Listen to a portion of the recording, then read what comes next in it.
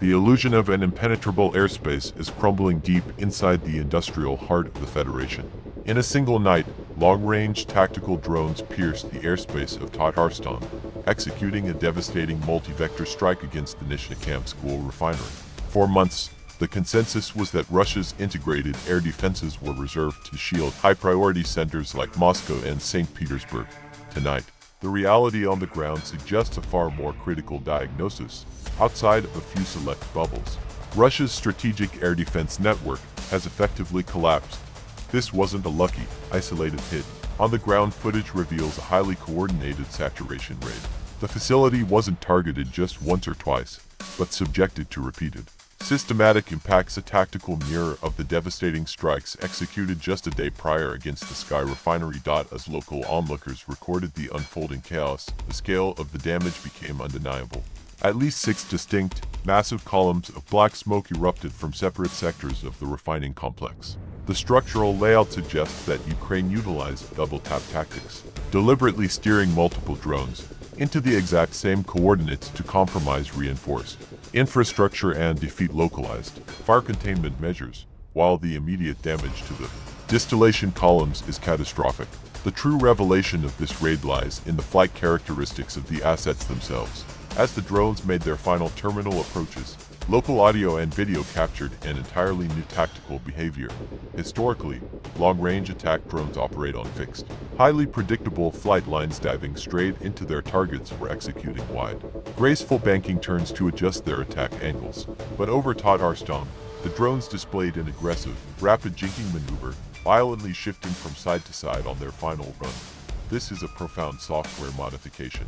By programming erratic, high-frequency lateral movements into the autopilot during the terminal phase, the drone shatters the predictive tracking algorithms used by automatic anti-aircraft guns and short-range missile systems. It turns a steady radar plot into a chaotic, constantly shifting vector, multiplying the difficulty of any kinetic interception. Yet, in a humiliating twist for the defenders, this advanced evasion maneuver wasn't even necessary. Throughout the entire approach, the airspace remained entirely dead. There was no reactive flak, no surface-to-air missile ignitions, and not even a futile attempt by local security forces to engage the assets with small arms. The drones operated with absolute impunity in an environment where air defense was completely, fundamentally absent. The strategic target of the first wave remains a subject of intense intelligence assessment. The Nishnekamsk complex sits directly adjacent to a massive petrochemical enterprise, and initial field reports indicated the chemical plant was the primary objective. However, terminal telemetry and fire signatures confirmed that the weight of the strike was concentrated squarely on the refinery's high-value processing infrastructure.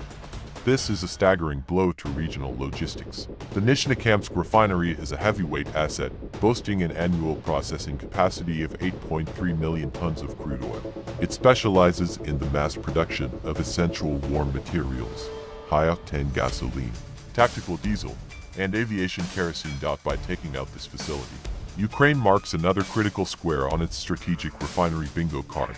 What makes the strike particularly alarming for the high command is the geography. This facility sits over 1,200 kilometers away from the Ukrainian border. The fact that a low-signature drone can travel this distance across multiple military districts without being detected or engaged reveals massive, undefended corridors slicing through the interior. Before the emergency crews in Tatarstan could even contain the initial blazes, a second deep penetration wave struck hundreds of kilometers away at the Saratov oil refinery.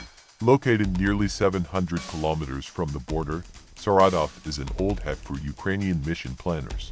Having been successfully breached multiple times before, it has effectively been identified as a soft target, a vital piece of infrastructure, left completely unprotected by a strained military command. The imagery from Saratov shows a less chaotic but highly effective interdiction. While normal smokestacks continued to operate, at least 2 distinct combat impacts tore through the facility, with a third massive fire plume raging deep in the rear sectors. The scale of the rear fire completely rules out a drone interception. This was a clean, heavy impact on core refining infrastructure. Saratov is no minor asset either. It maintains a processing capacity of 7 million tons of oil per year, and its operations are heavily specialized in producing high-grade aviation fuel specifically tailored for the Russian Air Force.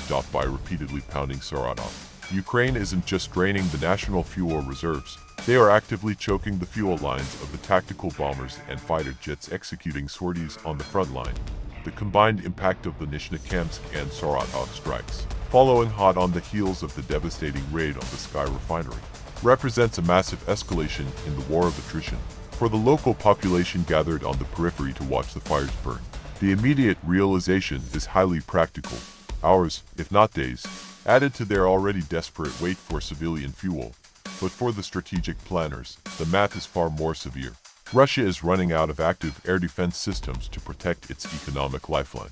By forcing the command to pull missile batteries away from the front line to defend distant refineries, or leaving those refineries completely exposed to 1,000-kilometer strikes, Ukraine has created a lose-lose dilemma.